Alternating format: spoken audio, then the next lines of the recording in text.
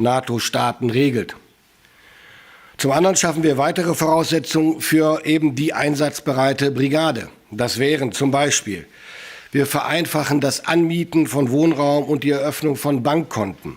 Wir sorgen dafür, dass berufliche Qualifikationen der Partnerinnen und Partner unserer Bundeswehrangehörigen schneller und leichter anerkannt werden. Wir ermöglichen die Einrichtung von deutschen Schulen und Kitas in Litauen. Das ist für viele Familien, die sich gerade mit der Frage beschäftigen, ob sie nach Litauen gehen wollen oder nicht, ein ganz wichtiges Argument.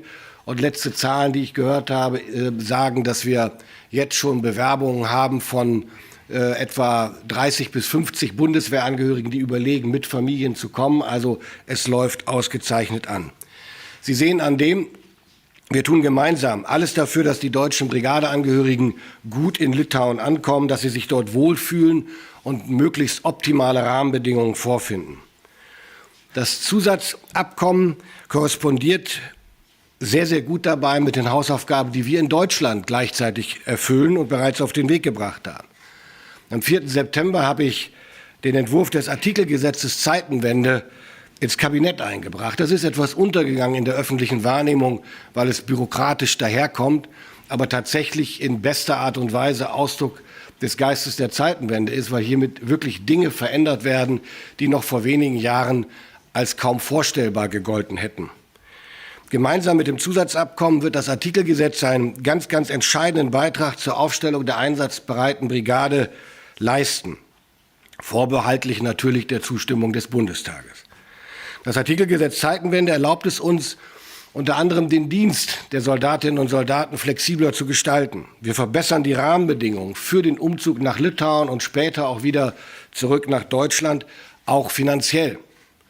Das Artikelgesetz Zeitenwende einerseits und das heutige Zusatzabkommen andererseits sind extrem wichtige Fortschritte auf dem Weg der Brigade Litauen. Und diese Fortschritte werden bei den Kameraden und den zivilen Beschäftigten spürbar sein. Die Roadmap, meine Damen und Herren, die Litauen und Deutschland 2023 gezeichnet haben, bleibt für uns dabei handlungsleitend. Gleichzeitig gibt sie uns auch die notwendige Flexibilität, jederzeit Anpassungen im laufenden Prozess vornehmen zu können. Eine solche Anpassung haben wir, lieber Laurynas, auch soeben besprechen können. Wir nehmen euren Vorschlag dankbar an, vorübergehend erste Kräfte der Brigade Litauen ab 2025 und bis zur endgültigen Fertigstellung der Zielinfrastruktur vorab in Nemenčine und Rokantiškis zu stationieren. Das betrifft zum Beispiel Anteile der Stabs- und Unterstützungskompanie, das betrifft Anteile der Fernmeldekompanie und erste Anteile der Logistik- und Sanitätskräfte. Unser Ziel, an dem wir alle gemeinsam und mit Hochdruck arbeiten, ist und bleibt unverändert die Stationierung einer einsatzbereiten deutschen Brigade in Litauen bis zum Ende des Jahres 2027. Danke, lieber Laurynas, dass wir so konstruktiv zusammenarbeiten und in großen Schritten vorwärts kommen. Ich freue mich sehr auf meinen Besuch in wenigen Tagen in Litauen und danke für die große Ehre, in eurem Parlament sprechen zu dürfen. Vielen Dank. Danke sehr, Boris. Danke sehr. Das ist ein großes Tag für ganz Litauen. And thank you for your leadership. So I switch to the English language. So today, Lithuania and Germany sign an agreement which marks another major step towards practical implementation of this flagship project of a Zeitenwende. The agreement defines legal status of a German brigade, as well as sets basis for attractiveness package for the German troops and their families. The agreement will be ratified by Lithuanian Parliament in the coming weeks. We're waiting for you, Boris, on 26th of September in Lithuanian Parliament. It will be also a big day for Lithuania and for Germany too. First, the deployment of German troops to Lithuania demonstrates German leadership and strong commitment to the security of Lithuania and NATO's eastern flank. Second, it is a stepping stone towards deeper bilateral political, economic and social cooperation between Lithuania and Germany. The agreement we signed today regulates, first, legal principles like the status of Germany's military forces and family members in Lithuania, division of jurisdiction, the status of all infrastructure to be developed and used by German personnel. It also defines other practical issues like the arrival and departure procedures for German troops, access to Lithuanian military infrastructure. Second, our goal is to make Lithuania an attractive place to live for German soldiers and their families. Therefore, as it is specified in the agreement, we will make sure that German soldiers will get the best possible living and training conditions, tax benefits, healthcare. For families who will come to Lithuania with their kids, will be ensure German-Lithuanian education. Nevertheless, German language education. If you need Lithuanian, it's also possible. Yeah. Nevertheless, we will increase connectivity possibilities between Lithuania and Germany. The agreement is a clear example that we are moving forward with this enormous project according to the roadmap signed by Lithuania and Germany last December. The next milestone is provision of military and civilian infrastructure. Our goal remains unchanged, to have German brigade in Lithuania by the end of 2027. Just over half of a year has passed and the brigade's advanced element is already established in Vilnius. The construction of military town at the Rūdininkai training area has begun, along with our military and civilian infrastructure preparations. Until the final infrastructure in Rūdininkai is ready, we are preparing interim solutions for the first elements of the brigade coming next year. Taking the opportunity, I would like to express our thanks for flexibility of the German Ministry of Defense to use the interim infrastructure until the final one is ready. So as we agreed, temporary German forces will use already existing Lithuanian armed forces infrastructure in close proximity to Vilnius, in Nemenčinė and in Rokantiškės. For example, Rokantiškės is a newly built military town. It offers excellent conditions for service and combat training that meets NATO standards. Please be assured that those are merely interim solutions and that every effort is being made to find best ways to speed up Rūdininkai construction and have a final infrastructure ready. Once again, I would like to emphasize that our goal is to make Lithuania an attractive place to live for German soldiers and their families. We work on solutions that are attractive and ensure military readiness of the brigade. Today's signing unlocks a new level of partnership between Lithuania and Germany. We are expanding our countries' military cooperation while also creating opportunities to deepen bilateral relations in our areas. Thank you so much. Vielen Dank. Und dann haben wir jetzt die Zeit für Fragen. Die erste Frage hat Carsten Hoffmann von dpa. Guten Tag, Herr Minister Pistorius. Sie haben die Übergangslösung ja auch als erster erwähnt. Können Sie noch mal auf Deutsch erklären, was es damit auf sich hat, warum das nötig ist? Und auch eine Frage an Sie, Herr Minister. Bis wann wird denn die endgültige Infrastruktur bereit sein? Wie sieht Ihr Zeitplan aus? Also vielleicht, um das nochmal klarzustellen, eine Interimsinfrastruktur heißt nicht, dass wir in ein Provisorium ziehen. Das sind Unterkünfte und Fazilitäten, die jedem Anspruch gerecht werden. Die accommodation facilities and other facilities that were established for the Lithuanian armed forces, and now we will have the opportunity to use them for our units that are part of the brigade. That is important because it is about questions such as how can the members of the armed forces be housed, and also for equipment such as the Puma IFV. Of course, we need hangars for that. We will not just keep them in tents or something, and that is no problem. All the standards are absolutely fine and sufficient, but of course the final target is the target infrastructure, and my colleague will talk about that. Timeline is very clear. We need to finish everything till the end of 2027. This is our aim. So we started to do a lot of things already. You know, if you look at the training area, internal roads, places for the shooting, you know, everything is not only projected, but already started of a building of that kind of infrastructure. We started and signed the treaty for the first stage of military military accommodation facilities in Rūdininkai. So we did it in the early August. So it's clear we are moving forward. 2.5-3 years it will be finished. So the same with the second stage of military infrastructure. On Monday I met our construction companies. We are really ready and capable to finish everything in 3 years. Now it's a question of contract, negotiations and so on. So we accelerate the process. We make it in stages.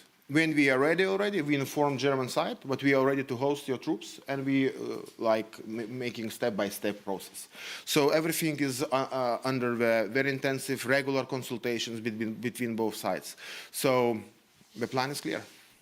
Das noch eben zu ergänzen, das Volk Let me just add, this is in line with what I said last year, almost word by word, when I was in Lithuania and announced our plans. We will deploy the brigade to Lithuania at the same time as we are establishing. Herr Schmidt-Denker von RTL und NTV. Mr. Schmidt-Denko from Herr Minister, die Stationierung der Litauen-Brigade resultiert ja aus dem Angriffskrieg Russlands gegen die Ukraine. Is all because of the Russian aggression against Ukraine, and they had in the United States they're talking about giving Ukraine long-range missiles. How do you assess President Biden's comments on that? Would that mean that NATO would be joining the war against Russia? What is your assessment, Minister? How would you assess Putin's threat? Well, as far as UK and the United States are concerned, it is not up to me to judge what they are talking about. And secondly, anyone who supplies weapons can decide how they are to be used. This is in line with international law. Putin's threats are Putin's threats. He likes making threats, and I don't have to comment on that. As far as international law is concerned, the situation is clear, and what bilateral partners talk about what can be done with their weapons is up to them. So we can say that Putin's threats are just threats. Repeat the question, because How would you assess the threat of President Putin if these wide-range weapons could be used by Ukraine against targets in Russia? Putin and Russia is always trying to create the myth that they will use something very strong and fatalic. And we know it very well how we play all the time. And it is, their aim is to deter. When we started to talk about nukes and that kind of things, it's the idea just to deter us from the support of Ukraine. And we're always playing that kind of game. But look, Kursk region, direction, very interesting maneuver from Ukrainian side. They control quite significant part of Russian territory now. Is it escalation? According to the speeches 2 years ago, it should be something, big. But you see, Ukraine shows what they can and sends a signal for us, give everything what they need to do their job, to take back the territory. So it's an opportunity now to help them. I know it's hard, but for example, we don't have long-range missiles. But what we decided to do in Lithuania, to allocate some resources for Ukrainian industry, which, already producing long-range strike capabilities, ballistic drones, that kind of different options. So this is our idea. We don't have these capabilities, but we invest into Ukraine defense, and we will help for Ukraine, to produce it and to use it according to their defense plans. So this is option also for other countries. Yep. Vielen Dank. Dann haben wir Fragen von der litauischen Seite. Sie zuerst. Any questions from Lithuania? Just take a second to wait for the mic. Service. I have a question regarding interim measures that you mentioned. Last month you said that these interim measures are being considered in case there's any obstacles regarding the Rudninkai infrastructure. Now you say that German soldiers will be deployed in Rokantiškės and Nemenčinė for some time. Does that mean that there's any obstacles in implementing infrastructure projects in Rudninkai? And for Mr. Pistorius, I have a question. What's the time frame of deployment of German soldiers? I suppose there's 115 next month, but what's the further number of soldiers? Thank you very much. Next year we will have around 500 servicemen and women in Lithuania. So, Nemenčinė and Rokantiškės is for 2025 solution. So, there is, at this moment, you can imagine, it's next year. So at least to build up stage by stage the infrastructure, you need at least 2 or 3 years. So it's just interim solution and agreed by both sides.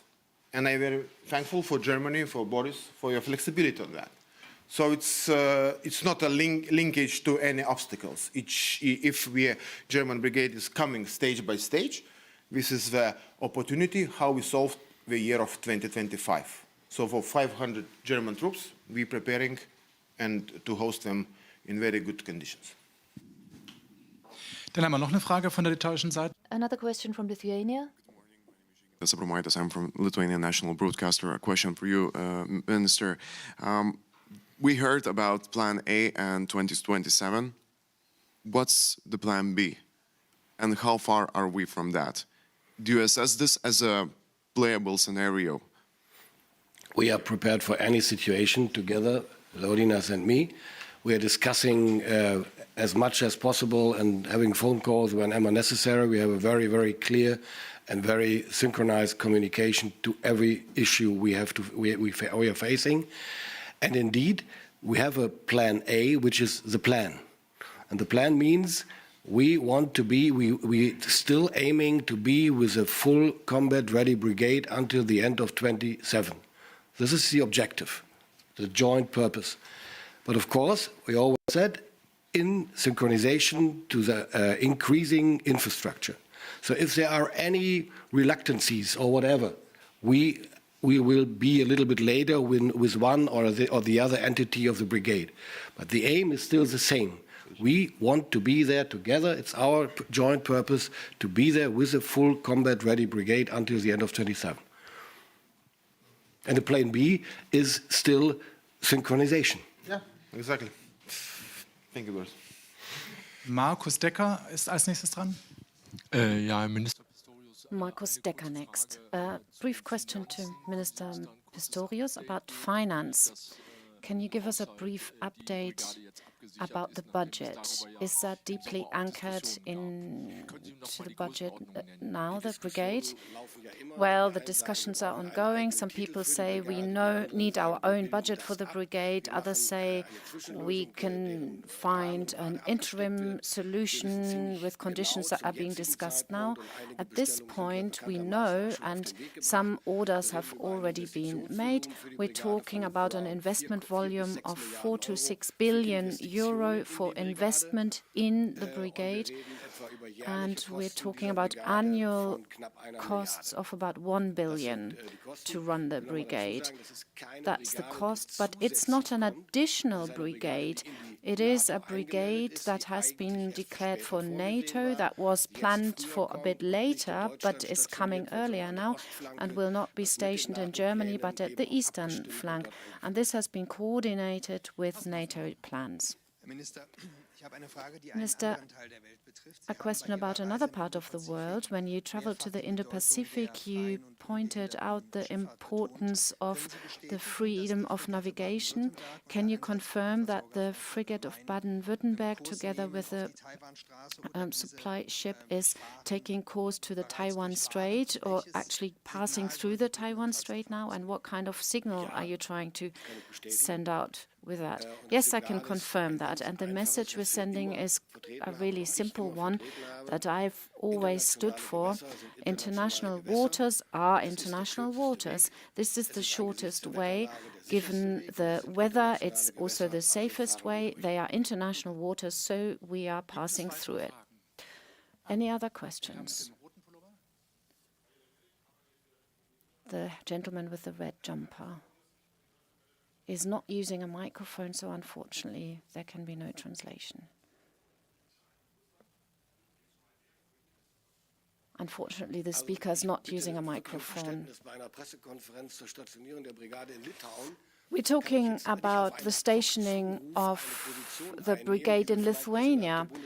Unfortunately, I can't answer questions about a position that we need to coordinate in the government first. Any further questions? Mr. Hassmann. Yes, Mr. Pistorius, you said there are applications for the officer posts in Lithuania, but from the troops we hear that there's some skepticism. Does it work with the principle of voluntary postings?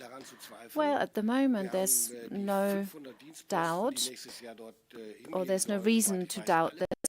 As far as I know, all the posts for next year now. In procedures like this, you know, there might be hesitancy. If your family is involved, you may think twice about what you're doing, or maybe you go initially on your own and then bring the family later. That's okay. We want to ensure that people feel happy there. At the moment, there are it seems all to be going fine.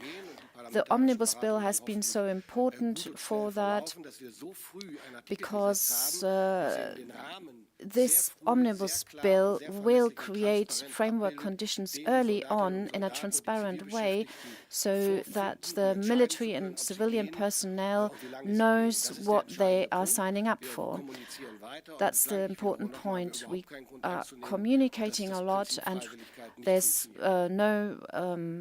nothing to say that the principle of voluntary postings is not working. If there are no further questions, thank you very much and enjoy the rest of your day.